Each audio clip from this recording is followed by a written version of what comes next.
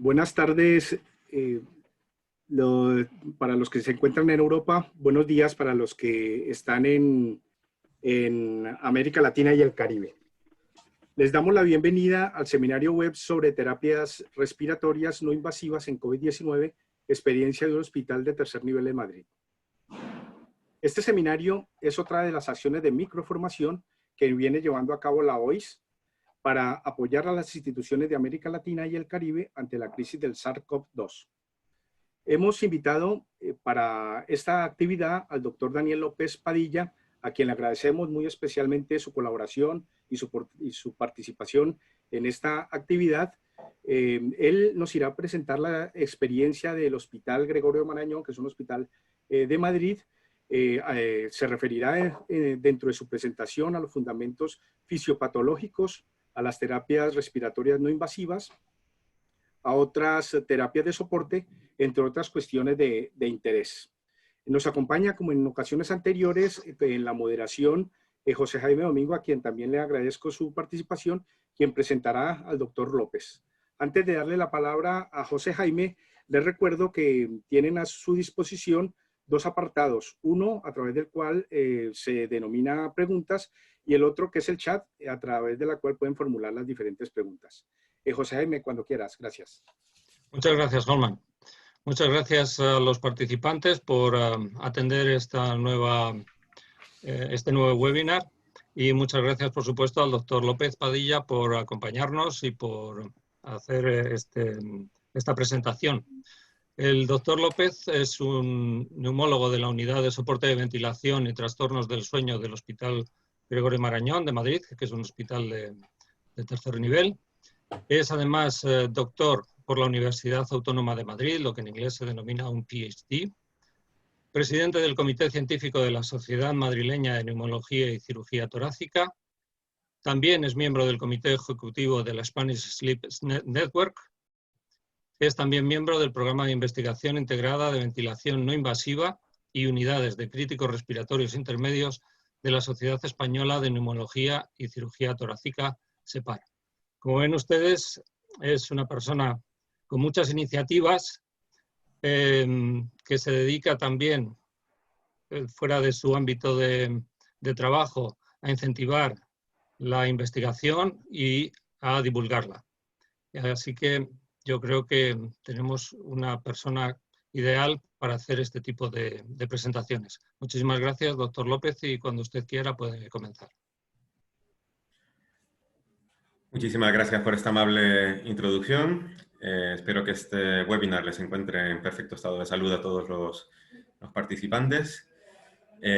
Buenas tardes de este lado del Atlántico y buenos días a los compañeros del otro lado del charco. He preparado una presentación pues muy gráfica, muy cargada de fotografías y demás, con la idea de hacerla lo más amena y didáctica posible y con una meta personal concreta, que es la de poder tener un espacio al final de mi presentación para poder compartir experiencias, que yo creo que ha sido la piedra angular en cuanto a terapias respiratorias no invasivas. Y yo creo que sin mayor dilación, porque el tiempo apremia, pues vamos a pasar directamente a la presentación.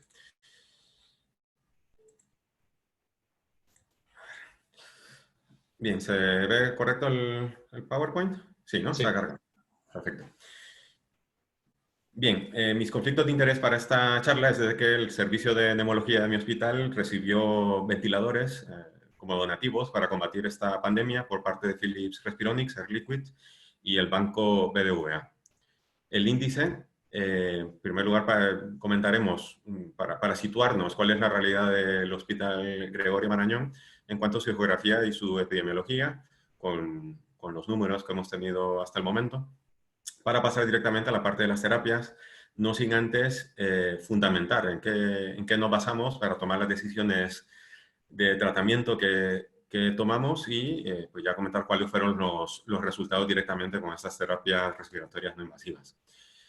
Una pincelada brevemente sobre otras terapias que también tienen el objetivo de mejorar la mecánica pulmonar de estos pacientes, que no son propiamente de máquinas.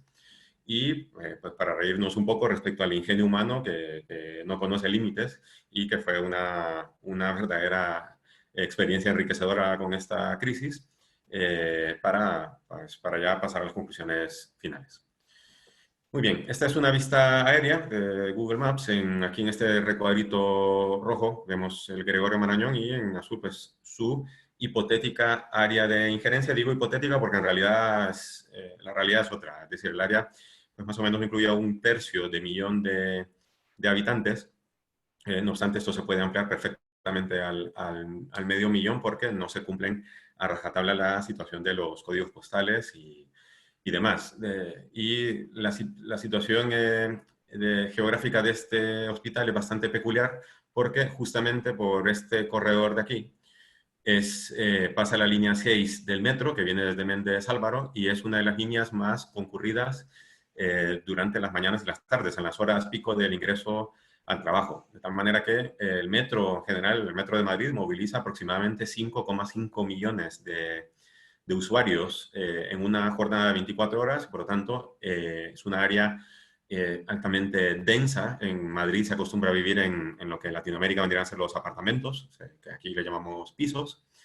Y precisamente en esta zona del Gregorio Marañón es el grupo, la media de edades, la cantidad de ancianos que tenemos en esta zona, que es muy cercana a Retiro, es importante, muy relevante. Por lo tanto, era un perfil, esta especie de corredor de la muerte, que era la línea 6 de metro, pues apuntaba que tendríamos una altísima carga asistencial como lo fue. Y luego, aparte del contexto geográfico y epidemiológico del Gregorio, pues es también compartir un poco del contexto personal. Yo soy hondureño de nacimiento, yo nací en Tegucigalpa y me formé como médico en Honduras, y por lo tanto, pues conozco las dos caras de la moneda de haber crecido en un ambiente precario con escasos recursos y para pasar al otro lado, un sistema con más y mejores prestaciones, pero no obstante, aún así les puedo decir que esto ha sido lo más duro a lo que me he enfrentado a nivel personal y profesional por la avalancha de pacientes que se nos vino encima. Y luego, para documentar con mayor detalle qué es lo que ocurre alrededor del Gregorio Marañón, estas son viviendas que son bastante cercanas de aquí, donde incluso se han llegado a medir que prácticamente más del 70% de las aceras del Gregorio Marañón no tienen un ancho de 2 metros. Por lo tanto, es imposible guardar la distancia de seguridad. Por lo tanto, es decir, esto era una tormenta perfecta para que tuviésemos una gran cantidad de pacientes ingresados. De tal forma que el Gregorio Marañón tuvo que triplicar su infraestructura a nivel de medicalizar un hotel que está a esta altura y también utilizar el Instituto Provincial de Rehabilitación, que es parte del complejo Gregorio Marañón, pero que también, en el que también se aceptaron pacientes que estaban ya en la recta final de un ingreso hospitalario para quedarnos con los pacientes más graves. Es decir, que nos vimos obligados a buscar camas donde fuese para poder ingresarles.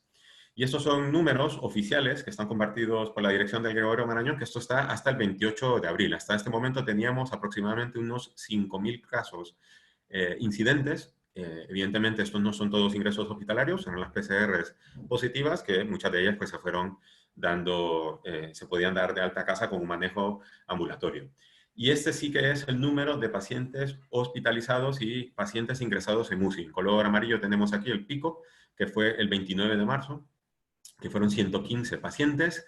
Para situarles un poco, el Gregorio Marañón tiene una UCI con 18 camas, ampliable a 23, en el caso de, precisamente en el invierno, cuando viene siempre la ola de la gripe, pero que de tal manera que el Gregorio tuvo que multiplicarse por 6,8 veces el número de camas, y para que se haga una idea de lo terrible que fue esto, se habilitó la biblioteca del propio hospital y se montaron 16 camas con ventiladores que se tuvieron que buscar debajo de las piedras incluso. De tal manera que el pico máximo de pacientes hospitalizados fue de 1.161 pacientes COVID positivos y les prometo que un 20-25% de ellos con una gravedad suficiente como para tenerles más de 1, 2 o 3 semanas ingresados, que es un poco con lo que nos hemos quedado.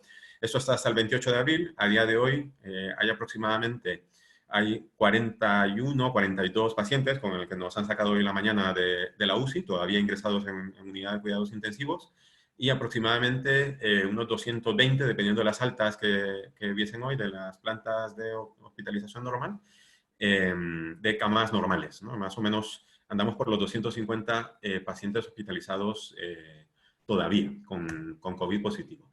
De tal forma que esto, el Gregorio Marañón es el hospital más grande de la Comunidad de Madrid por número de camas, pero esto ya nos granjeó este artículo del país en el cual se consideraba que había sido un verdadero milagro lo que había ocurrido aquí por la capacidad que tuvo el Gregorio Marañón de adaptarse y de multiplicar el número de camas y de camas de cuidados intensivos. Esta, por ejemplo, es una cama en la unidad coronaria, que luego repasaremos esta fotografía para explicar con más detalle las terapias, no precisamente ventilatorias, pero para mejorar la mecánica de estos pacientes. Y estos son los números que nadie quiere mostrar, que son los números de los fallecimientos que han ocurrido, en este caso hasta el 28 de abril, ya llevamos unos 100 más a día de hoy. Y comentarles de que tuve la malísima suerte de estar de guardia precisamente el día en que más fallecidos tuvimos, que fue el 22 de marzo, y fue, bueno, una fecha realmente para el olvido, ¿no? Y yo creo que va a ser difícil olvidarse de un día como este, pero pues espero que esta experiencia les sirva a compañeros alrededor del mundo. Bien, ya metiéndonos un poco en los fundamentos fisiopatológicos, ¿qué se sabía sobre la fisiopatología pulmonar del COVID-19? Esta pregunta tiene una muy fácil respuesta, y es que no se sabía absolutamente nada. Nos enfrentábamos ante un enemigo nuevo que no sabíamos cuál iba a ser su comportamiento, y en el que, para bien o para mal, pues teníamos al primer SARS, al MERS, teníamos estas especies de primos hermanos, en los cuales la experiencia desde el punto de vista pulmonar, en cuanto a distrés y demás, pues también no era escasa, porque a nivel europeo pues no se había enfrentado a un problema de esta índole, ¿no? Y respecto a qué se sabía sobre el uso de terapias no invasivas en COVID-19, la respuesta es muy fácil también, y es que no sabíamos absolutamente nada. Nos enfrentábamos a algo nuevo, nos venían por ahí tweets de Italia, de la experiencia de China, que es el primer New England, que es el primer Lancet. Es decir, todo era una información que era por pedazos, y a veces no te decían exactamente qué era lo que estaba buscando, y pues tuvimos que adaptarnos día con día para poder sacar el barco a flote. No obstante, sí sabíamos dos cosas a las que nos íbamos a enfrentar, y era que básicamente a nivel neumológico nos enfrentábamos a un problema de hipoxemia y un problema de mecánica pulmonar, fundamentalmente. Yo me dedico a la ventilación mecánica no invasiva, y habría pagado lo que fuese de encontrarme con un EPOC, con una acidosis respiratoria de toda la vida, en lugar de enfrentarme a un paciente con un previsible distrés respiratorio y con una desaturación tremenda. Y era un poco a lo que nos vimos aquí, con lo que tuvimos que lidiar, ¿no? Contra una hipoxemia y una mecánica pulmonar. De tal manera que lo que sí sabemos es de que cuando cualquier terapia, ya sea invasiva o no invasiva, está por debajo del esfuerzo que hace el paciente va a mezclar, es decir, este pico flujo al que él intenta llegar, lo va a mezclar con el aire ambiente. De tal manera que la fracción de oxígeno, la cantidad de oxígeno que uno intenta entregarle a este paciente, se diluye, por lo tanto va a ser menor que lo que realmente creemos nosotros que le estamos aportando. Y ya los compañeros, si hay compañeros de neumología o de medicina intensiva, comprenderán de que esto no hace más que hacer unos cambios muy bruscos a nivel de las presiones pulmonares, que al final el paciente se acaba induciendo él mismo por una mecánica pulmonar muy brusca, muy agresiva, se acaba autoinduciendo el daño pulmonar, que es lo que se llama el famoso SILI, que es el Self-Induced Lung Injury. Y por lo tanto, sabíamos de que teníamos que tratar de superar este pico flujo del paciente y quedarnos por esta parte de arriba, en el cual sabíamos de que esta FiO2 que entregásemos realmente sería cumpliésemos el objetivo que queríamos, y sobre todo que el paciente no hiciese nada en su contra, que no respirase en contra de su beneficio. Y ya fue cuando empezamos a tener ciertas nociones, ya aquí ya tenemos la experiencia del maestro Gattinoni, en el cual ya nos hablaban un poco sobre estos fenotipos, ¿no? del COVID-19, la neumonía del COVID-19. Y ya comentaba él sobre el fenotipo de la L, el fenotipo del H, y aquí como vemos a nivel radiológico pues son visiblemente muy distintos. Y en la L, al tener una baja elastancia, lo que sí observamos era que eran pulmones pues muy fáciles de meter aire, es decir, no era este concreto, este muro con el que luchas en un distrés respiratorio más al uso, sino que era algo que se podía distender, pero por lo tanto no era un pulmón fácilmente que pudiese responder al prono, que pudiese responder a maniobras de reclutamiento, es decir, sino que era un predistrés pues, bastante peculiar, que se comportaba de una forma muy peculiar, y sobre todo por los síntomas que presentaba el paciente, que eran muy pocos de ellos refieren disnea en general.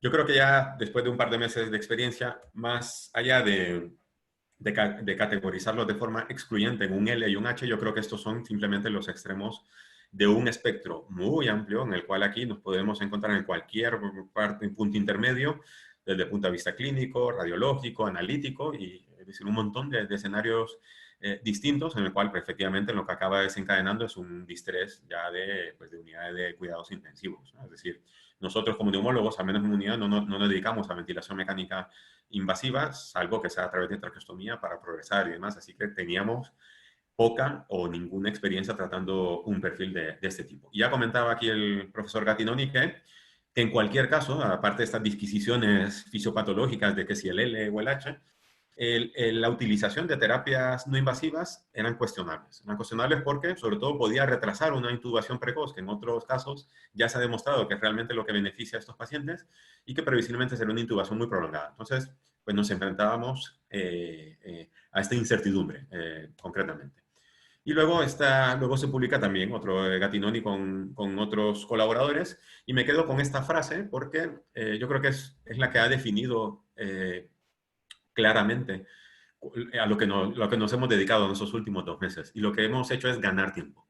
Es ganar tiempo, ya sea para que el resto de tratamiento farmacológico comenzase a hacer efecto, ganar tiempo a que dispusiésemos de una cama en UCI, ganar tiempo a lo que sea, pero que teníamos que ser muy pacientes. Y yo creo que es el mensaje más importante que yo puedo transmitirles a través de esta ponencia, y a tratar de hacer el menor daño posible con los parámetros que fuesen lo mínimo posibles, pero que fuesen efectivos, por supuesto, y desde luego no esperar resultados inmediatos, porque no es la experiencia que hemos tenido, y no creo que esto se pueda, y no creo que cambie mucho en otros sitios, ¿no? Este es el esquema publicado en el European Respiratory Journal. Esto lo he traducido, es algo modificado del trabajo de Rafael Scala y Leo Honks, en el cual ellos ya comentan de cuáles son las herramientas de las que disponemos para tratar la insuficiencia respiratoria hipoxémica, no hipercámica, la hipoxémica.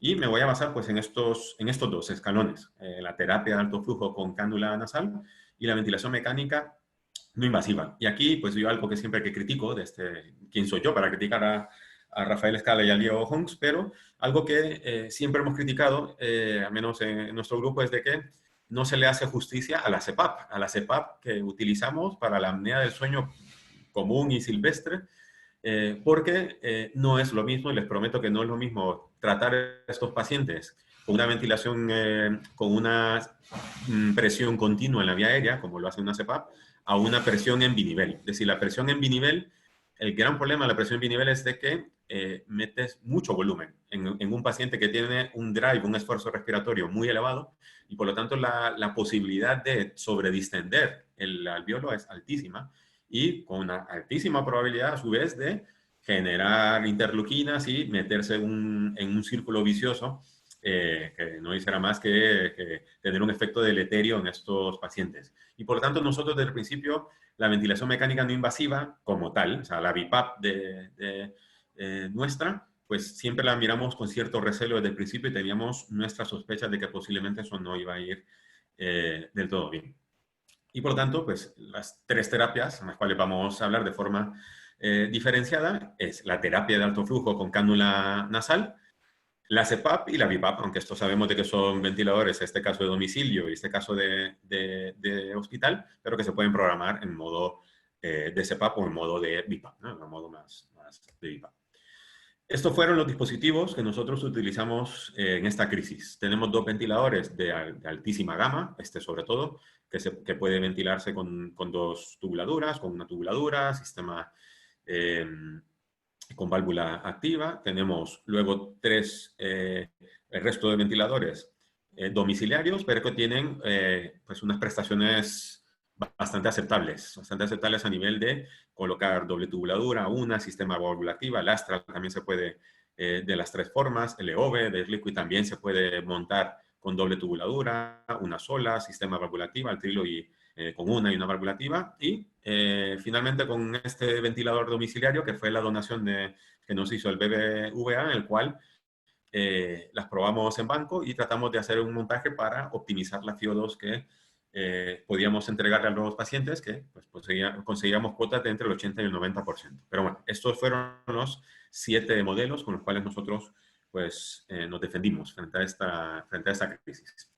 Creo que por mucho que me explaye sobre el asunto de la seguridad, creo que nunca será suficiente. Es decir, la seguridad del personal sanitario está por encima de que se tenga y se disponga del mejor equipo del mundo, las mejores máquinas, la mejor monitorización, en fin. Es decir, si no se tiene con la seguridad adecuada, no se puede entrar en la habitación a poner una máquina de esta.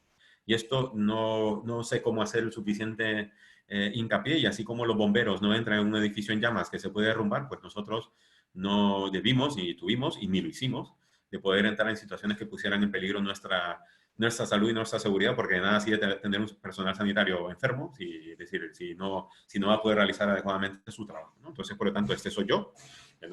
Aquí estoy con una mascarilla FPP3, una buena gafas, una buena pantalla, 2 batas, 2 guantes, en fin.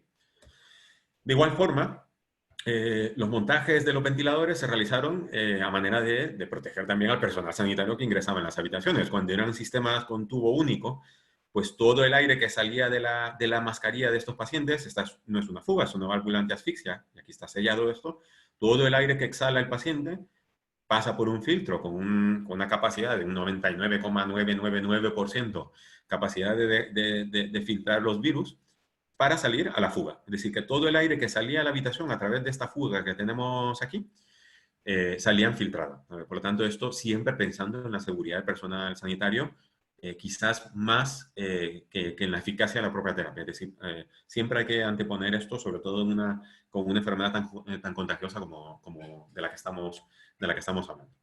Bien, y para hacernos una idea de las condiciones realmente precarias y terroríficas en las cuales nos tuvimos que encontrar, y es que el edificio general del Gregorio Marañón es un edificio pues, antiguo, que permite hasta 2 pacientes por habitación. Aquí el Gregorio tuvo que meter 3 camas por habitación. Aquí vemos los pies de este individuo, vemos una segunda cama y una tercera cama.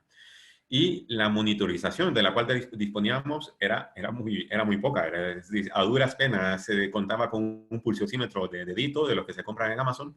A duras penas se contaba con esto dentro de las habitaciones. Y en el mejor de los casos sí que teníamos con algún monitor de este tipo que pues, pudiese pitar alguna alarma y poder enterarnos. Pero, por ejemplo, este paciente que estaba ingresado en una planta muy alejada de la nuestra, y muy alejado del control de enfermería. No sé si lo pueden apreciar con una buena calidad esta imagen, pero aquí lo que tenemos es un bote, un bote de muestra de orina o de heces o lo que sea, que estaba lleno de arroz. Estaba lleno de arroz, con granos de arroz, para que el paciente pudiese agitarlos para poder escuchar a la distancia en el caso que necesitase algo.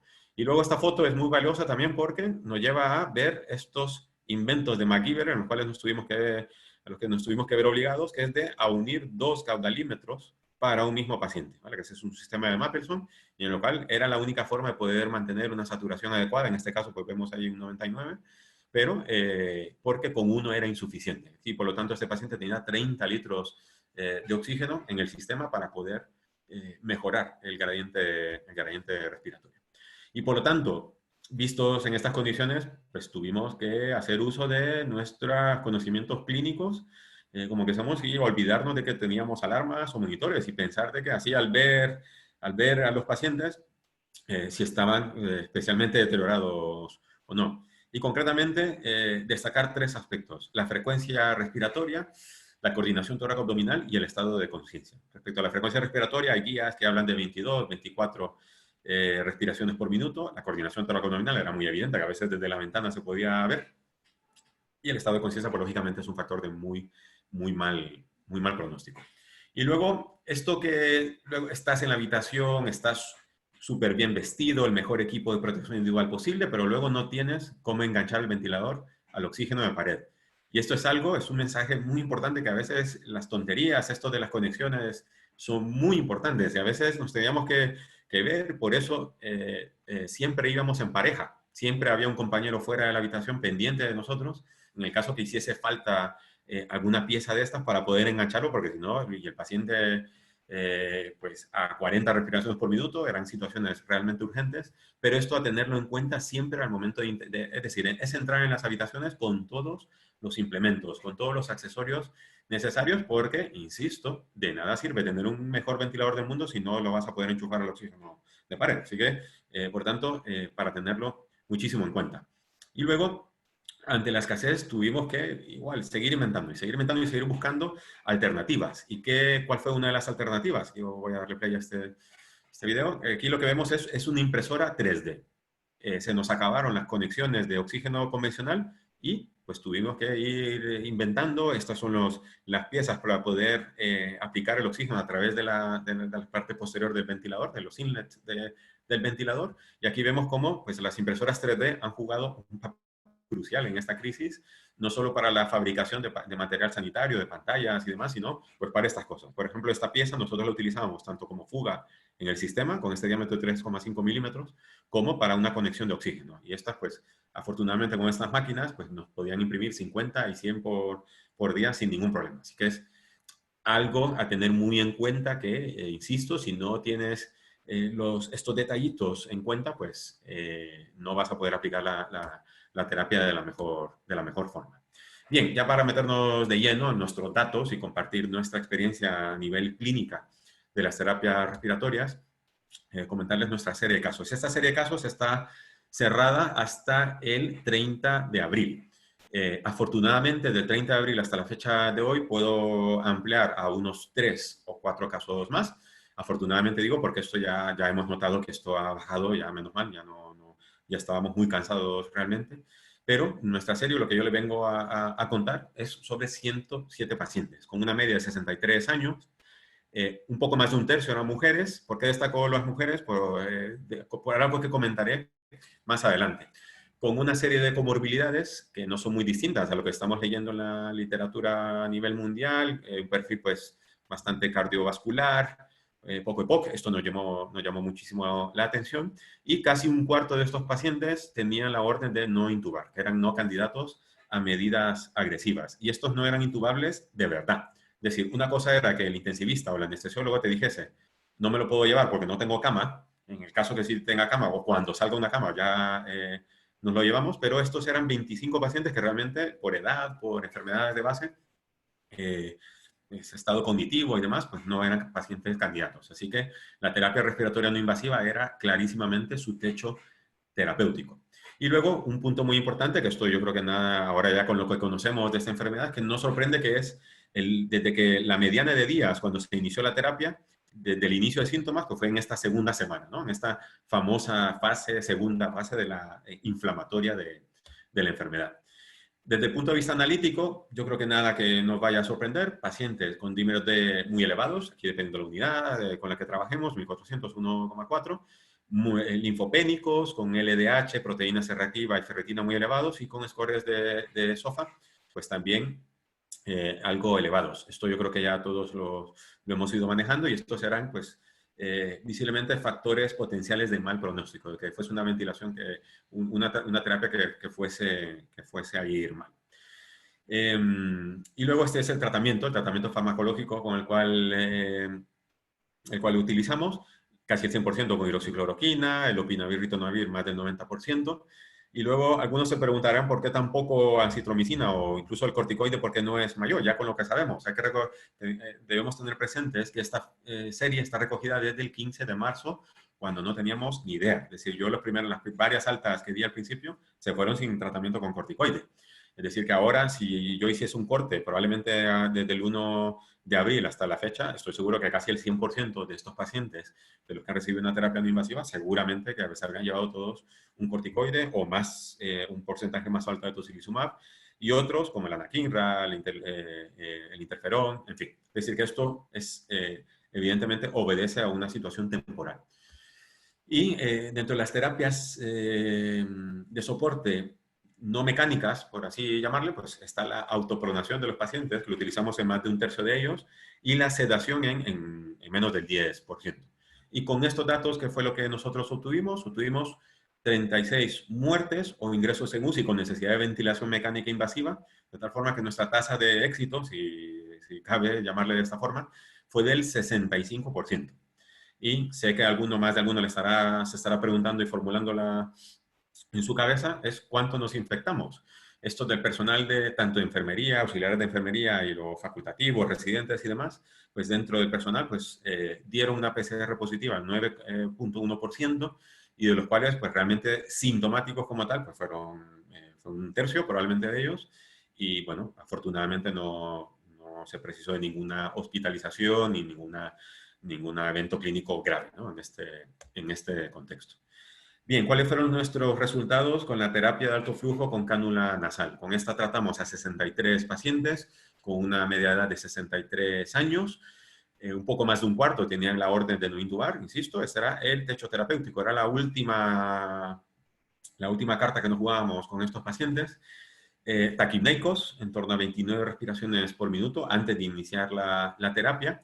Y nosotros, desafortunadamente, ya vieron las condiciones en las que trabajábamos, pues no podíamos estar pidiendo gasometrías arteriales, y por lo tanto tuvimos que sobrevivir con un índice de la SAFI, el de saturación partido por la fracción inspirada de oxígeno, en el cual pues, los trabajos estiman que lo que equivaldría a una PAFI de 100, que eso ya sería un distrés muy, muy grave, pues es de 144. Sería un 144 de SAFI, equivaldría más o menos a un punto de corte con una sensibilidad y una especificidad pues, discutibles, por supuesto, pero decir que si es 144, pues para que nos hagamos una idea, si el punto estaba en 113, pues era muy grave. Eran pacientes que claramente estaban muy hipoxémicos. La mediana de días en los cuales estuvieron estos pacientes fueron de 6 con el alto flujo, con un rango intercuartílico entre 3 y hasta casi 10 días de terapia.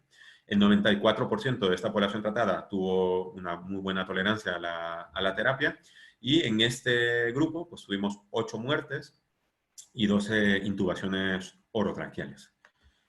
Y luego ya la terapia con CPAP, con presión positiva continua en la vía aérea, tratamos a 41 pacientes, una media de edad bastante similar, 62 años. Aquí ya un poco menos, ya en torno a un 20% con la orden de no intubar. Estos estaban un poco más taquipneicos, de 31. Unas AFIs un poquito mejores, pero siempre debajo de 144, donde 132, con una mediana de 5 días con la terapia. Y aquí era algo pues, más o menos previsible. Evidentemente, un alto flujo se tolera mucho mejor que una CPAP, una máquina de estas, la mascarilla, las movilizaciones, las fugas, en fin. Es decir, esto teníamos bastante claro que una CPAP pues, se tolera peor, ¿no? Se tolera de peor forma. En este grupo tuvimos un 10% de muertes y casi un 30% de intubaciones orotraqueales. De tal manera que, al comparar y hacer la estadística entre uno y otro, entre la terapia de alto flujo de cánula nasal versus la CPAP, no encontramos ninguna diferencia estadísticamente significativa. Ninguna.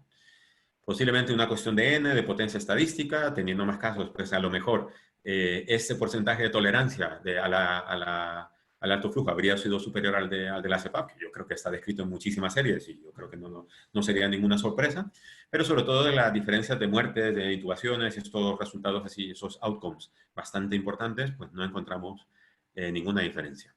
Y pues en su momento, un par de diapositivas atrás, comenté de la ventilación mecánica no invasiva, la BiPAP, y es que nuestro uso fue completamente anecdótico. La llegamos a utilizar en 3 pacientes, y eran pacientes en los cuales contábamos de que estuviesen también hipercámnicos. Un paciente con obesidad mórbida, pacientes con EPOC incluso ya conocido de antes, que se hubiesen ventilado antes, y en este caso sí los confirmamos con gasometría arterial, y les tratamos con ventilación mecánica no invasiva. De esos 3, pues 2 tuvieron buenos resultados y un tercero pues sí tuvo que ingresarse en la unidad de cuidados intensivos. Pero, insisto, el uso fue más bien anecdótico de la presión en binivel. Bien, ya con un tratamiento estadístico un poco más complejo, análisis multivariantes y demás, pues les comparto que nuestros factores de riesgo para este composite de muerte y ventilación mecánica invasiva nos sorprende, esto está descrito en varias series, sobre todo de China, pues nos sorprende que a unos mayores niveles de proteína C reactiva y un mayor score de SOFA, pues los pacientes podían llegar a cumplir este endpoint, ¿no? este outcome. Y algo que casi nos vamos de espaldas, algo que nos llamó muchísimo la atención fue el de las mujeres. El odds ratio de las mujeres era de 3.4, es un ratio y bastante significativo. Ya me comentaré en 2 diapositivas adelante por qué. ¿Por qué creemos o qué es lo que explica que las mujeres hayan tenido peores resultados? Bien, esta diapositiva, volvemos a la fotografía del Milagro Marañón, porque yo creo que resume de forma perfecta a qué me refiero con las otras terapias de soporte. No basta a veces con poner una máquina y esperar de que la cosa va a ir bien, no basta, es decir, hay que hacer también cosas con estos pacientes. En primer lugar, la pronación. La pronación fue el único factor protector que encontramos en nuestra serie. Es decir, pero claro, hay que contar con pacientes que son colaboradores. Y uno le decía que se acostasen boca abajo y que ellos pudiesen darse la vuelta en la cama. Y aquí vemos a este caballero, esto es en una cama de intensivos, pero la pronación sí que en nuestro caso podemos afirmar que hemos tenido resultados favorables. ¿Qué otro tipo de terapia de soporte no de máquina? La sedación. La sedación, desde luego, es decir, el momento en que uno tiene que utilizar un poco de sedación para bajar el drive, bajar este esfuerzo respiratorio tremendo que tienen estos pacientes, estos picos flujos de 50 y hasta 60 litros por minuto en algunos casos. Por lo tanto, al momento de sedarles, es una sedación bastante light, es una sedación bastante liviana, pero con el objetivo de que ellos vayan bajando poco a poco su frecuencia respiratoria, con esto mejorar un poco esa gráfica de los picos flujo que comenté previamente. Y luego algo que hay que tener siempre en cuenta, si vas a pronar y si vas a sedar a un paciente, es su nutrición. Aquí tenemos esta nutrición parenteral y es algo a tener en cuenta porque estos pacientes, si uno ya ha decidido ir con todo, me refiero a la pronación y la sedación, es porque prevemos de que será una ventilación larga, una terapia larga y por lo tanto hay que pensar en la alimentación de estos pacientes. Y luego, en esta fotografía, resumo otros 3 elementos que yo lo llamo las 3 Bs, que no es bueno, bonito y barato, sino es tener un buen monitor, una buena máquina y, por supuestísimo, una buena enfermería, que son quienes, al fin y al cabo, se acaban jugando la camiseta dentro de las habitaciones porque son las que más, o los que más ingresan dentro de las habitaciones, y desde luego trabajar con una enfermería que esté curtida en estas terapias no hay color, la diferencia es estadísticamente significativa con personal que no lo haya hecho, ¿vale? Por lo tanto, yo creo que aquí radica mucho el éxito o el fracaso de estas terapias. Ya he comentado, la autopronación ha sido el factor de protección que hemos encontrado en nuestra serie. ¿Y qué fue lo que encontramos? Y aquí fue la diferencia. Era de que las mujeres toleraban peor el prono. Las mujeres esto lo ajustamos por edad, no obstante, las mujeres eran 6 años mayor que los hombres. 6 años mayor y eran más obesas. Por lo tanto, eran factores que yo creo que condicionaban el hecho de que ellas no pudiesen colaborar con acostarse boca abajo. Entonces, eso es algo para que lo tengamos todos en cuenta. Y esto es, pues, un poco a lo que también nos tuvimos que ver obligados, que es a diseñar sistemas. Este es un sistema de Mapleson modificado con la mascarilla, aquí una mascarilla de ventilación, sistemas de alto flujo, si le queremos muy entre comillas, con un sistema también de Mapleson, con una válvula de PIP para crear presión en el sistema. Es decir, estos, en la medida de lo posible, pues tratamos de evitarlo, pero si se nos acababan las máquinas, pues había que tratar a los pacientes, porque no habiendo camas en UCI o lo que fuese, pues eso era la supervivencia, ¿no? Pura y dura.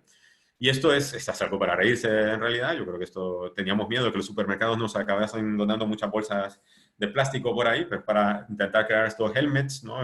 Caseros. Pero bueno, esto yo creo que es más para reírse que para tenerlo en cuenta. Y para tenerlo en cuenta, ¿por qué? Porque desafortunadamente, ya sea con fármacos, con terapias, aquí los niveles de evidencia andamos bastante justos de evidencia científica con el COVID, y a mí me preocupa sobre todo el 2A, el 2B y el 3. En el sentido de que, bueno, aquí, es decir, son condiciones desesperadas, estamos claros de que hay que hacer algo por los pacientes, pero eso tampoco nos justifica, incluso desde un punto de vista ético, a ir a lo loco, a ir poniendo tratamientos porque sí, porque a alguno le funcionó, porque a ver qué pasa. Es decir, tenemos que tener en cuenta la seguridad de los pacientes. Y yo siempre algo que le aconsejo a mis residentes es de que tú póntelo, a ver qué es lo que se siente. Y pues eso fue lo que hice. Eso fue lo que hice con la mascarilla de Decathlon, ese soy yo, con una mascarilla de Decathlon, que eso, pues por ahí se divulgó por el mundo que podían ser de utilidad. ¿Y qué fue lo que vimos? Al momento de probarlo en banco con las presiones, vimos de que cuando estas mascarillas solo se aplican con oxígeno, estos cambios, precisamente estos cambios bruscos de presiones de los que comentaba desde el principio, eran importantísimos. O sea, eran caídas de 10, 11, 12, 13 centímetros de agua, lo cual estaban clarísimamente dañando ese alvéolo. Por lo tanto, no lo vimos seguro en ningún momento y por lo tanto tratamos de evitarlos. Y en el caso de que no hubiese recursos en absoluto, pues meter una guía con CPAP, meter una presión positiva a aire ambiente común y silvestre para estabilizar un poquito esa mezcla, porque el oxígeno, ¿cuál es el problema? Es un gas que es inestable y difunde muy rápido. En el momento que uno aspira un poco, eso se le mete en el pulmón y se pierde y no vuelve. Mientras que con un poco de nitrógeno del aire ambiente, pues ya la mezcla se estabiliza de mejor manera, ¿no? Entonces, insisto, tampoco la situación precaria pues nos da permiso como para poder actuar de una forma temeraria. Por lo tanto, mi consejo es de que siempre se prueben las cosas en banco y para entender o comprender por qué es lo que pasa a los pacientes es ponérselo hasta uno mismo y para tener una experiencia completa, ¿no? de la situación. Bien, ya en la recta final, como a todos nos gustan los finales felices, pues me voy a tomar un par de minutos para contarles la historia de un paciente al cual le tengo muchísimo cariño, que es la historia de Florentino. Pues Florentino es un hombre de 76 años, sin deterioro cognitivo, independiente, con hipertensión arterial, EPOC, entre comillas, porque el pobre ha fumado y bueno, ya se catalogó de EPOC sin espirometría, ni nada, con su respectiva hipertrofia benigna de próstata. Pues Florentino nos vino en su día 7 de evolución, es decir, ya cuando estaba cruzando este umbral de deterioro franco, esta fase inflamatoria, pues vino en el 7 días después de mialgias, mal estado general, fiebre, en fin, pues los síntomas estos de esta primera fase. Y Florentino tuvo la muy mala suerte de desarrollar un alargamiento del QT con la hidroxicloroquina y lopinavir y ritonavir. Vuelvo a lo mismo de que no solo hay que pensar en la eficacia de las terapias, sino en la seguridad de los pacientes. Por lo tanto, se le suspendió y Florentino pues nos vino con esta radiografía. Yo creo que hemos experimentado algo que se conoce como mitridatismo, ya que hemos consumido tanto veneno en estos días que somos inmunes. Y ya ver una radiografía de estas, pues ya a mí personalmente ya casi no me asusta, ¿no? Porque he visto radiografías mucho peores que estas. Pero bueno, desde el punto de vista analítico, pues Florentino con un dímero D de 33.000, una PCR de 30, linfopénico, en fin, todos estos marcadores en un sofá de 9. Y aquí el TAC se le pidió un TAC. Al final, pues le vieron que si un TEP subsegmentario de estos de que te quiebras el coco si hay que anticoagular o no. Pero pues este TAC es pavoroso. Insisto, he visto peores, pero con un patrón alveolo intersticial pavoroso, ¿no? Pavoroso que se ponía los pelos de punta cualquiera. Pues este es Florentino. Y luego, pues, ya estando de guardia, me llama de una planta muy alejada de la nuestra, porque aquí llegó a estar todo el hospital lleno de esos pacientes. Me llamó la enfermera porque el paciente estaba raro. Estaba raro y pues yo cuando me lo encuentro raro, estaba con un sistema de Mapperson, de estos modificados, con 2 caudalímetros, que ya sabíamos que estábamos obteniendo o intentar obtener una FIO2 alta, y que ya sabíamos por banco que estaba a unos 9 centímetros de presión positiva aproximada. Pues les prometo que esto es real, esto realmente ocurrió. El paciente estaba saturando al 78% con un pulsioxímetro de dedito a 55 respiraciones por minuto, con una disociación toracoabdominal brutal, es decir, un bamboleo muscular brutal. Y de las cosas que me va a costar muchísimo superar de esta enfermedad es que el paciente estaba completamente intacto de su nivel de conciencia, llamando por el móvil, por el celular a uno de sus 8 nietos para decirle de que el médico acababa de entrar en la habitación, que era este servidor, y que se encontraba bien. Porque yo le decía, Florentino, de 0 al 10, ¿cuánta disnea tienes? Y te decía literalmente 0. O sea, 0. Y es algo realmente para recordar por el resto de nuestras vidas. Ya había sido 2 veces valorado por cuidados intensivos, las 2 veces rechazado, por lo que fuese, y yo me encontraba sin ventiladores de los buenos porque ya estaban todos puestos. De hecho, por esta razón era porque estaba con el Mapperson. Afortunadamente, por ahí se libró alguno en su momento, y la compañera anestesióloga que vio a este paciente me dijo, Dani, lo siento, pero estás solo frente al peligro. Así que tú mismo, toma las decisiones que quieras, pero Florentino, es todo tuyo. Así que, pues, me fui por un ventilador para poder meter una cantidad de oxígeno que yo sé que el triplo y admite hasta 30 litros por minuto de oxígeno. Y dije, bueno, pues me la juego con CPAP. Y empezamos con CPAP a 10 centímetros de agua, a 30 litros de oxígeno, que ya vemos de que en realidad puede ser, en teoría, perdón, puede ser hasta más del 95% de FIO2, pero la realidad es otra, la realidad es muy distinta. Cuando tienes un paciente que está con un trabajo respiratorio muy importante, puedes aprovechar hasta un 40% de esta FIO2. Afortunadamente, Florentino, muy colaborador, él se daba vuelta con una croquetita ahí en la cama, tranquilamente, sin ningún problema, pero al cual tuve que empezar a sedar. Tuve que empezar a sedar porque una sedación ligera, con morfina y midazolam, porque no había manera de mejorar este drive respiratorio. O sea, le aplicó nutrición parenteral y paciencia y a cruzar los dedos. Y esto era lo que nos quedaba con Florentino. De tal manera que al final de mi guardia, esta de 24 horas, eso fue un fin de semana, pues ya habíamos reducido, no sé si 40 respiraciones por minuto sea algo especialmente bueno, pero ya había reducido algo la frecuencia respiratoria con saturaciones un poquito más aceptables. Y así, Florentino se echó 7 días con sus 7 noches. Y Florentino empezó a mejorar. Empezó a mejorar de sus marcadores inflamatorios. Esta es la evolución de un mes. Reducción de PCR, dímero D, ferritina, empezó a subir los linfocitos. De tal manera de que Florentino, después de 10 días de estar conectado a un dispositivo, esos 10 días, les prometo que no se desconectó en ningún momento. Él me ha autorizado a compartir estas fotografías y aquí pues tenemos ya dibujos de sus nietos, aquí hablando con ellos por aquí por videollamada. Y esta fue la evolución clínica que tuvimos con este hombre, de poder repasar una terapia de alto flujo con cánula nasal para poderse comer, hablar, en fin. Y después de 32 días de estar conectado a una terapia no invasiva de este tipo, pues a Florentino le pudimos pasar a gafitas nasales a 1 litro, a litro y medio. Y aquí estaba algo molesto conmigo porque no le hemos dado el alta, porque dice que tiene una barba muy larga y que su mujer no le va a reconocer. Así que a Florentino ese es un final feliz.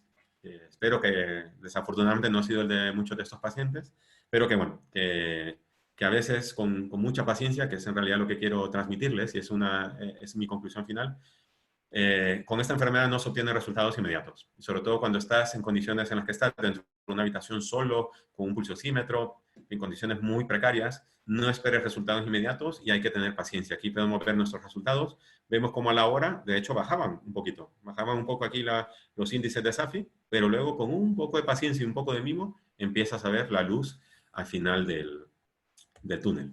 Y aquí ya con esto ya voy despidiéndome.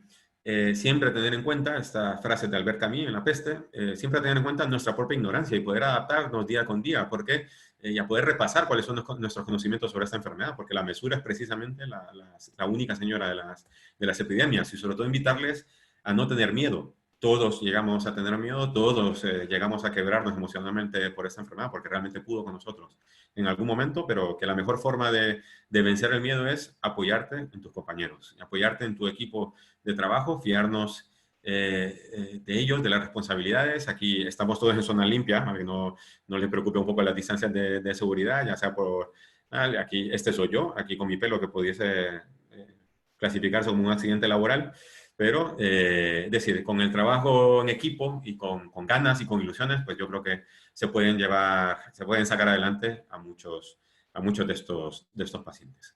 Y con esto me despido, dejo mi correo de contacto aquí debajo para cualquier duda y ahora estoy a su completa disposición para compartir experiencias y lo que sea, estoy a sus completas órdenes. Gracias, doctor López. Una exposición muy ilustrativa, muy interesante. Realmente muchas gracias por permitirnos conocer esa interesante experiencia. Recordarle a los participantes que disponen de un apartado de preguntas y respuestas y un chat a través de los cuales pueden formular las preguntas. Bueno, doctor, preguntan si España y particularmente, bueno, Madrid está preparada para un rebrote de la epidemia. Sobre todo en el ámbito, es decir, en lo que tiene que ver con respiradores. Sí, ahora estamos en esta famosa fase de desescalada.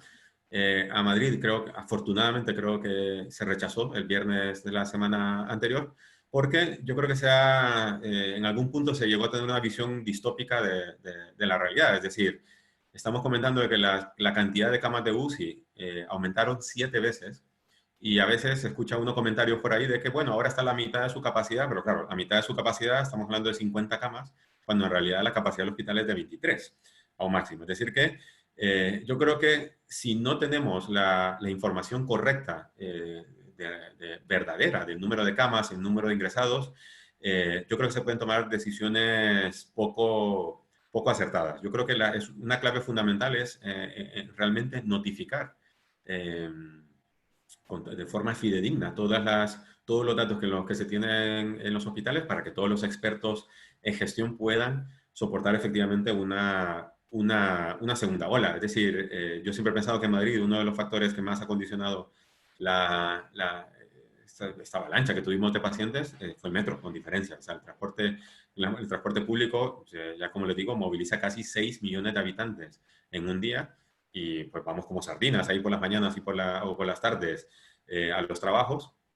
Y claro, esto con una persona que estuviese contagiada en algún momento, estoy seguro que eso diseminó de una forma muy rápida y muy agresiva este virus. Entonces, yo creo que todo hay que ver en el contexto de cada realidad. España, estoy seguro que hay provincias de que ya están, de hecho hay provincias de que ya están en la fase 1 de esa escalada, pero al menos estas áreas que han estado más con peores experiencias del COVID-19, como Madrid y Cataluña, pues yo creo que todavía no estamos preparados. Estamos preparados pues, académicamente, por así decirlo, porque ya más o menos sabemos a qué nos enfrentamos. Pero desde el punto de vista de gestión, yo creo que todavía, yo creo que la desescalada tiene que hacerse mucho más lento de lo que queremos. Gracias. José Jaime.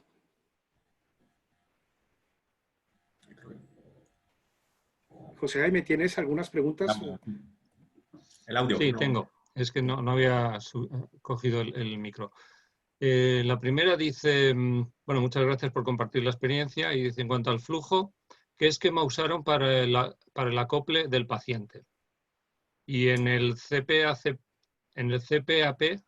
¿cuál fue la presión máxima de uso? Sí. A ver, con la terapia de alto flujo con cánula nasal hay opiniones bastante encontradas. Por una parte, lo digo porque la terapia de alto flujo no se puede filtrar en la habitación. Es decir, hay que asumir de que el aerosol que crea en la habitación no puede ir filtrado, no se puede adaptar por la resistencia del sistema, por los diámetros, en fin, no se puede filtrar, y sobre todo porque son gafas nasales. Es decir, en el momento en que el paciente abre la boca, eso se va a aerosolizar perfectamente. Entonces, sobre esto tenemos a favor de poder utilizar el alto flujo.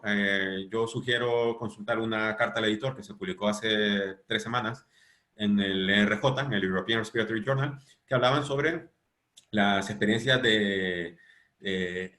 laboratoriales o en condiciones controladas con aerosoles, infrarrojos y demás, en la cual, curiosamente, a un flujo de 60 litros por minuto, que es el máximo parámetro que se puede programar, a menos el Herbo 2, que fue el que nosotros utilizamos, no aerosolizaba más allá de 17 centímetros. Y que comparado con una mascarilla de reservorio, o la non-rebreathing mask, esto era incluso 6 centímetros menos que una mascarilla de reservorio.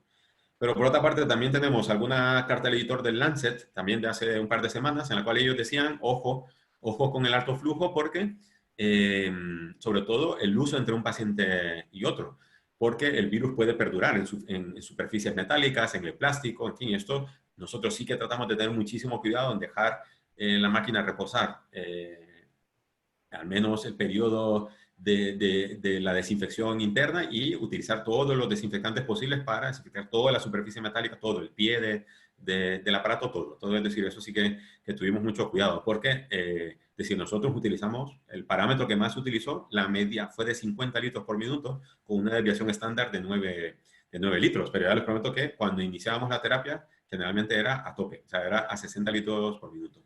Respecto al parámetro de CPAP, un poco en consonancia con esta compliance más o menos preservada, en realidad nuestras medias andan en torno a 10,3 centímetros de agua con una desviación estándar de 1,5.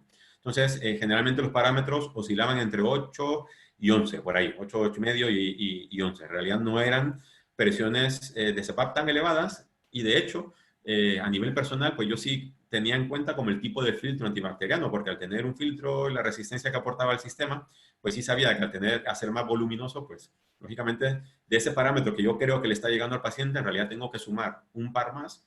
Por ejemplo, si yo quiero pues darle 8, pues le voy a poner 10, porque mucha resistencia del filtro pues se queda ahí. Entonces, más o menos ese era el parámetro que utilizamos. Muy bien. La segunda pregunta es, si podrías comentar qué es mejor de la terapia respiratoria no invasiva frente a la invasiva.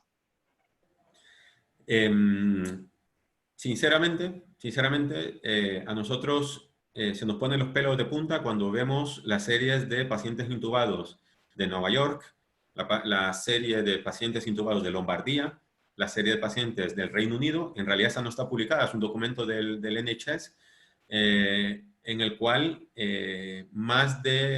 por lo menos la serie del Reino Unido, en el corte que ellos hacían tenía un 67% de mortalidad en estos pacientes. La serie de Nueva York era del 88% de mortalidad en estos pacientes, y la serie de Lombardía pues también eran porcentajes en torno al 70% de muertes con ventilación mecánica invasiva. Es esperable que sean pacientes con otros frentes, como la inestabilidad hemodinámica, es decir, el estado de conciencia, estamos muy claros de esto, pero mira que muchas veces nosotros pues teníamos nuestras discusiones con los compañeros de UCI, los compañeros de medicina, de anestesiología, que eran los que estaban llevando la ventilación mecánica invasiva en nuestro hospital, que muchas veces discrepábamos un poco en el criterio que si se tenían que llevar o no a un paciente, pero mira que ya con el retroscopio, a lo mejor no fue tan mala idea aguantarles. Este famoso verbo que se hizo aquí en el que Marañón de no, aguántale. Y ahí quizás no desaturados, con una mecánica pulmonar pues más o menos tocada, pero a lo mejor no era una mala idea. O sea, viendo los números que se tienen de muertes con la ventilación mecánica invasiva, insisto, y reconociendo que son pacientes probablemente con una mayor gravedad y con otros frentes ahí de batalla, nuestros resultados, con un 65% de haber evitado esto, yo creo que en ese sentido de ser un poco más dóciles con las presiones y no aplicar, es decir, tengamos presente que una terapia alto flujo con la boca cerrada puede llegar a un máximo en ciertos casos de 7,5 hasta 8 centímetros de presión positiva, y posiblemente una intubación mecánica, una ventilación mecánica masiva sea más agresiva en cuanto a presión, ¿no? Entonces, superior como tal no lo sé, pero visto los números de otras series de ventilación invasiva, pues no son nada halagüeños, y al menos con nuestra experiencia local, pues hemos tenido mejores resultados. Uh-huh. Si hubieses dispuesto de un ventilador desde el inicio, ¿qué modo y qué parámetros hubiese utilizado? Mira, yo lo que puedo comentarles es de que cuando teníamos pacientes jóvenes, 50 años, 55 años, sin comorbilidades de base, y le decíamos a su médico, ve llamando a la UCI, ve llamando al intensivista, porque y no vamos a salirnos de la habitación hasta que vengan y hasta que lo valoren y hasta que vean lo fatal que está y que es necesario intubarle ya, corriendo. En estos pacientes llegamos a hacer pruebas ahí, in situ, de si BiPAP, si CPAP, a ver que si impresión de soporte, en fin. Llegamos a hacer pruebas y en el momento en que les cambiábamos de CPAP, que siempre empezábamos con CPAP, el momento que les cambiábamos a BiPAP, las cosas iban en picada, desaturaban, empezaban a mover volúmenes corrientes de 600, 700 mililitros, volúmenes corrientes que claramente estaban dañando el alveolo y cizallándolo, de tal manera que cambiábamos, en menos de 30 segundos ya estábamos cambiando a un modo de CPAP. Es decir, nosotros creemos de que la ventilación mecánica no invasiva en binivel no creemos realmente que sea lo adecuado en estos pacientes, a menos que tengas una buena monitorización, un buen monitor, una buena enfermería, una buena cama, es decir, una buena cama que esto ya vendría a ser una unidad de cuidados intermedios, sino una planta común y corriente, como fue en lo que tuvimos que nosotros desenvolvernos, y siempre que se puedan sedar. Si tienes esos ingredientes, pues yo creo que te puedes animar, pero yo sinceramente no creo que sea, lo desaconsejamos, de hecho. Ya le digo, nosotros solo pusimos 3 ventilaciones mecánicas no invasivas y fuimos siempre que pudimos con una terapia de alto flujo o con una CPAP. Así que teniendo un ventilador, es decir, empleábamos ventiladores de altísima calidad con una FIO2 de 1 en modo CPAP. Es decir, nosotros no utilizamos un modo ventilatorio distinto, sin presiones controles o volúmenes controles, nada de eso. Es decir, nosotros trabajamos específicamente con CPAP y con la terapia de alto flujo de cánula nasal. Cuando dabais el alta y enviabais a los pacientes ya a su domicilio, ¿los enviabais siempre con oxígeno o no? Pues ese es un dato que estamos revisándonos, precisamente con este corte que hemos hecho del 30 de abril.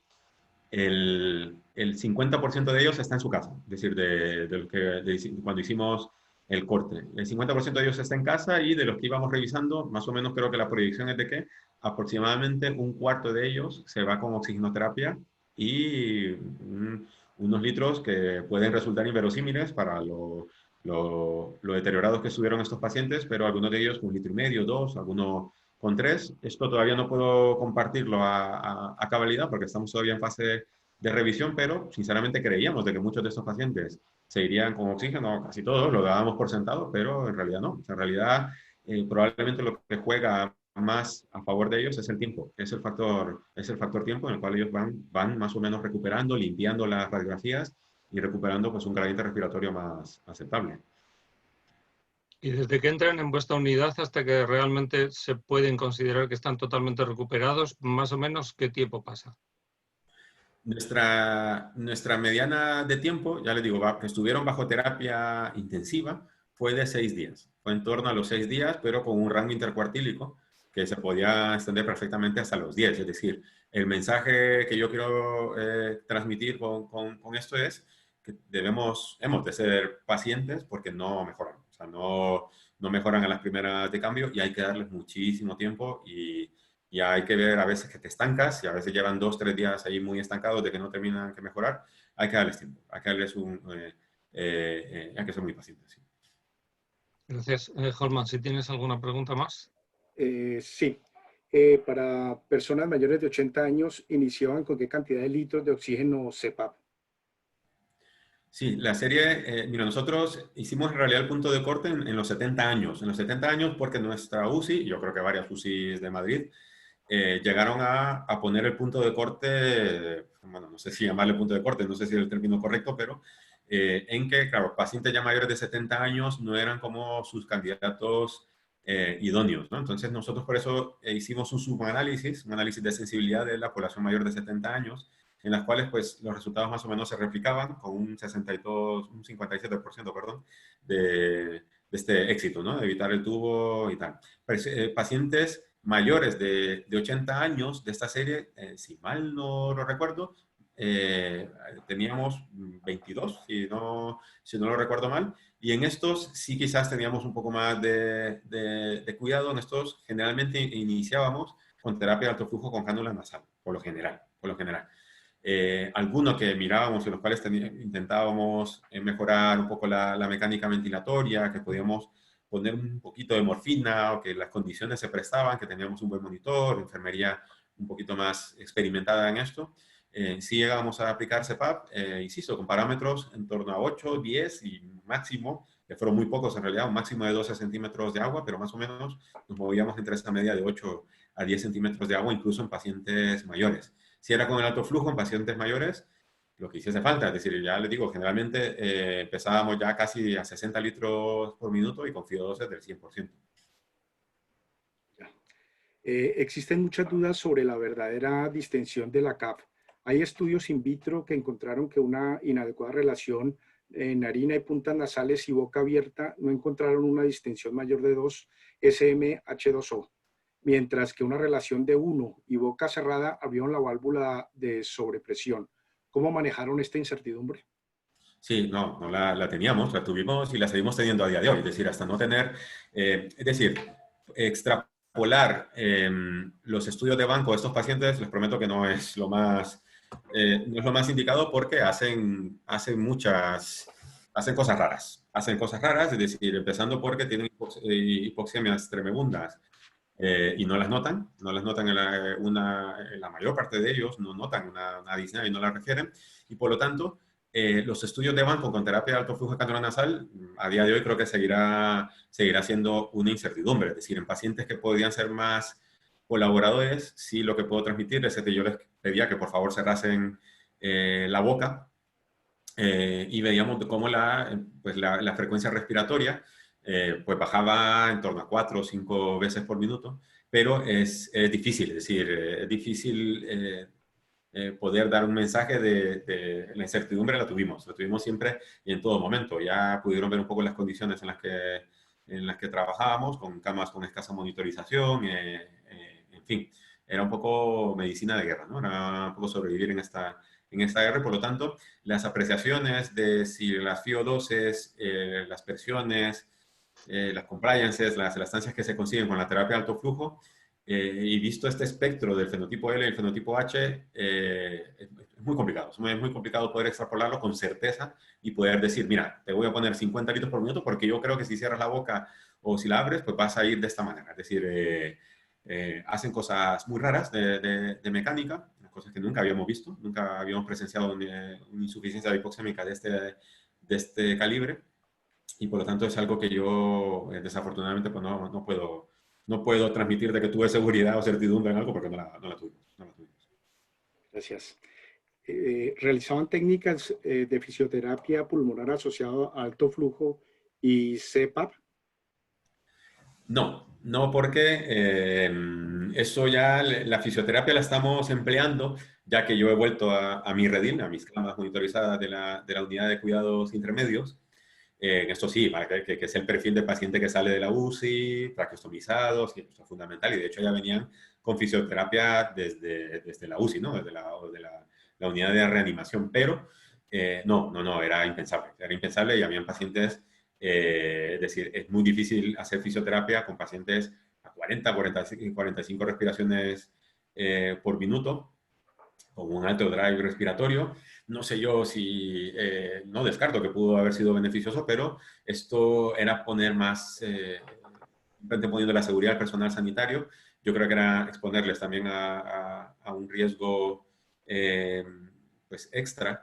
Y yo al menos lo que puedo transmitir por la experiencias ya publicadas, incluso de metaanálisis, de que al menos la fisioterapia en pacientes con exacerbaciones de POC en el momento agudo de la enfermedad, al contrario de mejorarles, empeora. Y de hecho es un factor de mal pronóstico. O sea, por lo tanto, en pacientes que están con una alta carga metabólica o que están gastando mucha energía en respirar, añadirles lo del fisio, que bueno, pues se les podría decir, muchos de ellos no estaban como para aprender a respirar por su cuenta, hacer técnicas de fisioterapia, y por lo tanto no se debe utilizar. Y hasta donde a mí me llega la información de otros compañeros de los hospitales de Madrid, yo creo que nadie estuvo trabajando con fisioterapia, insisto, en el momento, en el pico y en el momento agudo de la enfermedad, nadie llegó a trabajar con fisioterapia.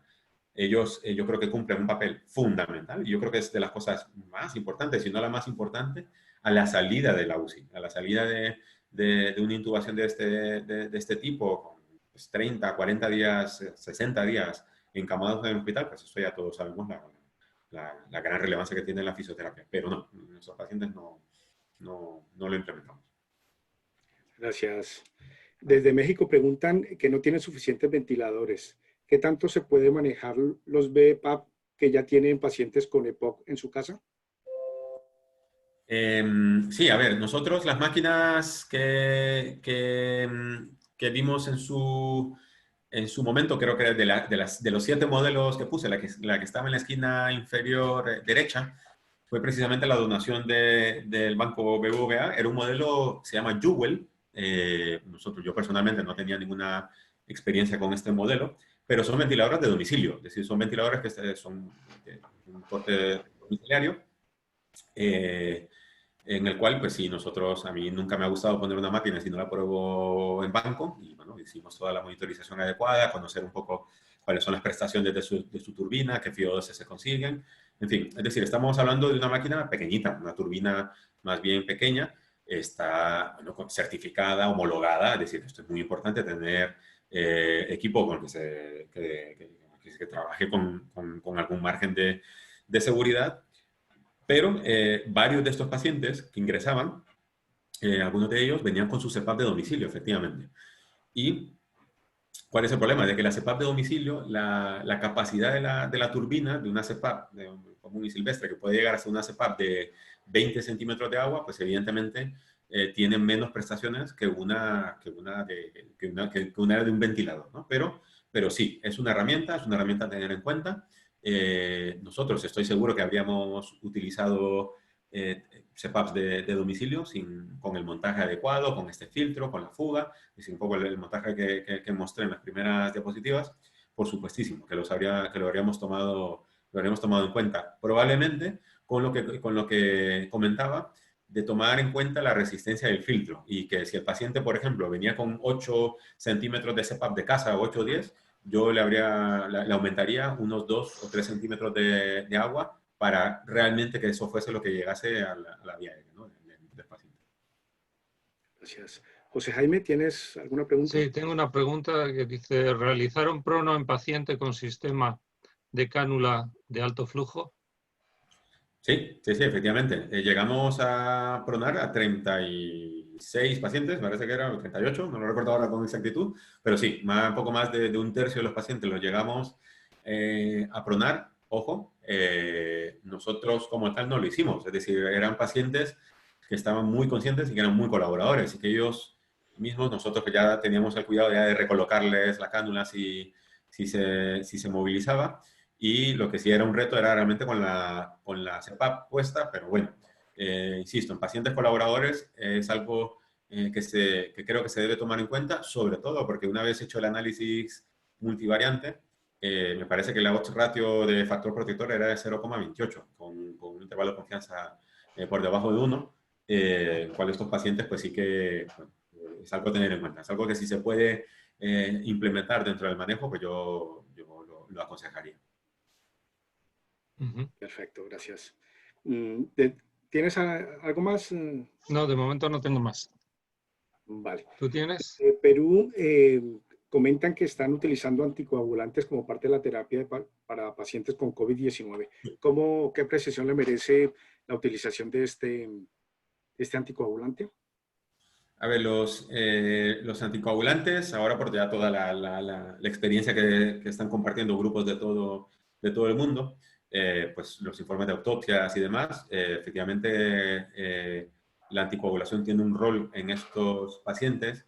En nuestro hospital siempre se ha defendido y a nivel de Madrid se ha defendido de que no se puede anticoagular de forma indiscriminada porque evidentemente un anticoagulante terapéutico pues no es un vasito con agua, es decir, son medicaciones que tienen efectos secundarios, al igual que las máquinas, es decir, que no es especialmente distinto a cualquier otro fármaco, ¿no? Entonces, evidentemente aquí lo que se ha hecho es una selección adecuada de estos pacientes que tienen un altísimo perfil inflamatorio, dímeros D, por ahí en algún momento se iba a comentar de dímeros D por arriba de 50.000, que sería un punto de corte razonable, al menos para hacer una prueba de imagen y confirmar de que realmente hay un componente de tromboembolia. En nuestro hospital también el grupo de trabajo de enfermedad trombembólica venosa llegó a realizar ecografía de miembros inferiores para detectar TVPs en pacientes asintomáticos, en pacientes en los cuales no sospecharíamos a las primeras de cambio que tuviesen un evento tromboembólico y bueno, encontraron, me parece que estaban a un tercio de estos pacientes que sí que había algún componente de tromboembolia que justificaría la utilización de la anticoagulación. Es decir, yo creo que la anticoagulación sí que tiene un rol muy importante y estoy seguro que hay un perfil de pacientes que se pueden beneficiar de la anticoagulación y quizás ya pensando ya no tratar la neumonía como tal, sino como las consecuencias inflamatorias de la neumonía. Pasa de que con la evidencia científica con la que se cuenta hasta el momento, no sé todavía cuál es el perfil concreto. O sea, podría transmitir de que eran pacientes muy inflamados, por así llamarlo, con PCRs muy elevadas, dímeros muy altos, pero siempre aconsejaría una correlación radiológica, es decir, con una prueba de imagen confirmar que realmente estamos anticoagulando algo, ¿no? Y no ir un poco a ciegas, yo eso no lo recomendaría. Gracias. José Jaime, ¿tienes alguna pregunta más? Sí, quería preguntar si habéis visto algún grupo de pacientes en los que su evolución fuera peor en los primeros días, es decir, que tuvierais que tener más cuidado. Sí. El mensaje claro es no esperes resultados inmediatos, porque muchos de ellos, las primeras 24 o 48 horas, lo máximo que conseguíamos era quizás mejorar la saturación periférica, pero poco más, es decir, poco más en cuanto a frecuencia respiratoria, incluso a la propia mecánica pulmonar. Para que tengan una idea, es decir, llegamos a tener pacientes en 3 plantas de un edificio que se va a demoler, es decir, un edificio que ya estaba cerrado y que estaba prácticamente en fase de demolición, es decir, el hospital tuvo que sobrevivir y pues nos tocaba movilizarnos de un edificio a otro a ir a poner terapia de alto flujo con los botecitos con arroz, es decir, eran situaciones críticas en las cuales también nos daba un poco de reparo en andarse dando pacientes por ahí por las plantas por doquier, es decir, no podíamos implementar manejo de UCRI, manejo casi de UCI, incluso muchos de esos pacientes debieron haber ingresado a una unidad de cuidados intensivos, menos para una monitorización más estrecha, pero no habían camas, es decir, no habían camas y cuando sobraba una cama, pues habían 3 en lista de espera, menores de 60 años sin enfermedades, ¿no? Entonces, eh, quizás en estos pacientes a los cuales no teníamos una mejoría en los primeros días porque su frecuencia respiratoria no, no, no se reducía, pues a lo mejor era un perfil en el cual debimos haber tomado en cuenta más un poquito de sedación, pero no era posible. No era posible y tampoco yo creo que eso nos daba derecho yo creo que a colocar, a situar al paciente en un escenario de una UCI o de una unidad de cuidados intermedios cuando los medios no eran clarísimamente inferiores. Es decir, hemos estado en inferioridad casi en todo momento, pero ya eso nos parecía un poco extremo. Por tanto, el mensaje era esperar. Si era realmente un paciente bueno, que claramente deterioraba o que ya desaturaba más, pues ya había que pensar en una sedación más bien paliativa. Yo creo que eso sí era válido, sobre todo porque el fallecimiento fuese con la mayor dignidad posible, tanto para el familiar como para el paciente como para sus familiares y para nosotros mismos. Ha sido muy duro tener jornadas con 20 fallecidos en un día, pero pues todo con mesura, ¿no? Irnos revisando día con día como nuestros conocimientos sobre esta enfermedad. Mi mensaje con esta pregunta que acaban de hacer es, hay ciertos pacientes de que ni aún teniendo paciencia iban a salir de esta, y evidentemente varios de ellos no salieron, y había que pensar ya en una sedación paliativa porque ante todo debemos intentar no hacer daño, ¿no? La siguiente pregunta es si en paciente con COVID positivo realizaron terapias con incentivo respiratorio. Insisto sobre todo en pacientes a las salidas de UCI. Y que llegamos a ver en plantas alejadas de las nuestras, algún paciente me lo encontraba, bueno, alguno que pusimos alguna terapia de alto flujo con parámetros más bajos, 45, 50 litros por minuto, sí que llegamos a ver, en realidad al menos no prescritos por nosotros, sí les llegamos a encontrar con incentivadores, ¿no? de presiones espirométricas. Eso no lo hemos recogido porque yo creo que era algo más bien anecdótico. Insisto, no descarto que pueda tener algún rol, pero desde luego, cuando estamos en una fase muy aguda de la enfermedad, que están con un gradiente respiratorio totalmente deteriorado, tengo mis reservas respecto a si una fisioterapia de este tipo pudiese aportarles algún beneficio. Anteriormente hablabas de la importancia de la formación de la enfermería para que las cosas salieran bien adelante. ¿Habéis tenido que pedir refuerzos para la enfermería? Y si es así, si habéis tenido que formar a las nuevas enfermeras, enfermeros. Sí, aquí a todos nos tocó sobrevivir. Es decir, tengamos presente que ni siquiera nosotros, como neumólogos que nos dedicamos a ventilación mecánica no invasiva, teníamos ninguna experiencia con un distrés de este tipo con una insuficiencia puramente hipoxémica. Es decir, tampoco nosotros teníamos experiencia, así que todos tuvimos que adaptarnos a estos cambios. Tuvimos que hacer, me acuerdo que muchísimos videotutoriales de cómo colocar el OptiFlow, cómo montarlo. En fin, recuerdo que había un grupo de WhatsApp ahí que se llamaba, bueno, a día de hoy todavía existe, que se llama Equipo SARS, en la cual había personal de todas las especialidades involucradas y esto sí, nos tocaba en cada una de las plantas hacer una formación un poco ahí sobre la marcha, pero sí que nos tocó porque Antes de esto, pues generalmente solo nosotros mismos podíamos aplicar, o sea, sabíamos cómo montar un OptiFlow o en ambiente de UCI, claro. Pero nosotros no lo sabíamos, es decir, no lo manejábamos y nos tocó pues con enfermería, nos tocó con estudiantes, nos tocó con, se tuvieron que contratar, se tuvo que contratar personal en el ratio de enfermería de una unidad de cuidados intermedios. Idealmente debería ser de una enfermera por cada 4 pacientes, pero yo les prometo que en algún momento llegó a ser de uno por cada 8 pacientes. Entonces, sí, la situación fue crítica, la situación fue verdaderamente escalofriante y aquí todos tuvimos que poner mayor esfuerzo y hacer más horas y quedarnos por las tardes, en fin. Pero sí se tuvo que hacer una capacitación, listo, nada formal y todo un poco sobre la marcha y con prisas y con la urgencia del caso, pero no, toda nuestra enfermería estaba preparada, ¿no? Desde el punto de vista de formación para aplicar esas terapias y tuvieron que aprender, es decir, pues, tuvimos que subsistir y los pacientes con nosotros. Preguntan si han definido cómo ha sido la capacidad pulmonar posterior a la salida.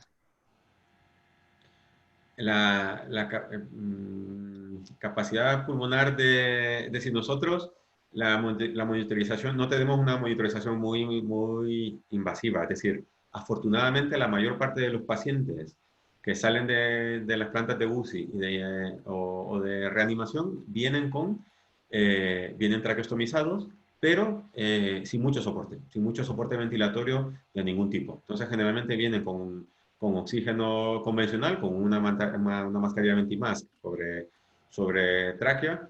Incluso a algunos raros nos ha tocado. Hasta el momento hemos decanulado a 15 pacientes, me parece que llevamos ya.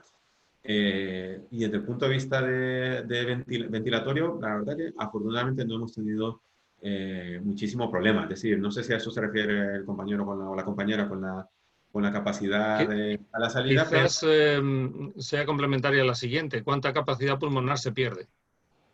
Pues es una excelente pregunta. Pues no lo sabemos. O sea, no lo sabemos porque estamos lo que sí estamos seguros es de que muchos de esos pacientes desarrollaron un componente fibrótico con el paso del tiempo. Todavía no nos ha dado tiempo de poder revisar esta cantidad de pacientes que se han ido de alta, pero vamos, estamos 100% seguros que la capacidad vital forzada de muchos de ellos se verá reducida. No sabemos si con un porcentaje lo suficiente como para marcar un pronóstico. Lo lógico es que sí. Para eso se llama capacidad vital, precisamente, pero todavía no de hecho están proyectos de investigación en marcha para poder hacer un seguimiento de todo tipo, clínico, analítico, radiológico y funcional, en el caso de nosotros los neumólogos, con los cuales ya podemos documentar actualmente. Pero sí, o sea, es decir, lo esperable es de que algunos de ellos, no todos, sí que vayan a perder una capacidad funcional y pues no descarto que otros componentes. Por supuestísimo que en la difusión, si ya hablamos de un residente, un componente intersticial residual, seguro que pierden algo de difusión, seguro que pierden algo de TLC a nivel de pletismografía, seguro. O sea, es decir, que no sabemos cuánto, ni a qué nivel, ni esto va a significar valor pronóstico, lo más probable es que sí, pero todavía no tenemos datos que compartir en este aspecto. Gracias. Holman, ¿tienes alguna pregunta? No, ¿tú tienes ahí una? Sí, tengo una. Dice, en estos pacientes, ¿qué predomina más? ¿El espacio muerto o las zonas de shunt y pulmonar? Sí, es una muy buena pregunta. Es complicado responderla. Si no tienes una monitorización adecuada o un tubo que esté midiendo las cosas, es muy complicado medirlo. Con la escasa o casi nula monitorización que nosotros teníamos, lo que yo sí tengo bastante asumido es de que este fenotipo del L y este fenotipo del H en realidad son los extremos de un espectro. Son los extremos y que en medio de eso pues podríamos tener una variabilidad tremenda de presentación de mecánica pulmonar. Efectivamente, en el momento en que tú ya cruzas el umbral del L hacia el H, pues ya hablamos de un distrés más al uso, un distrés al que se está, a menos yo no, pero al menos más acostumbrado a la literatura, estamos hablando de un 20-30% de los casos en los cuales pues ya predominan más o menos ya fenómenos del Chunt, ya fenómenos que sí pueden responder a maniobras de reclutamiento, si responden mejor al prono. Entonces, puedo compartir muy poco, o sea, en el sentido de que no tengo datos mi experiencia no ha sido muy buena en el sentido de documentar cuáles eran los verdaderos números de la mecánica pulmonar de estos pacientes, porque generalmente, o sea, como les encontrábamos, eran con infiltrados bilaterales, alveolo-intersticiales, algunos prácticamente con el pulmón velado, o sea, con algunos pulmones velados, y con estas AFIs muy pobres. Entonces, poco puedo comentar sobre este aspecto de qué es lo que predomina más. Yo estoy seguro que en algunos predomina más el Chunt que en otros.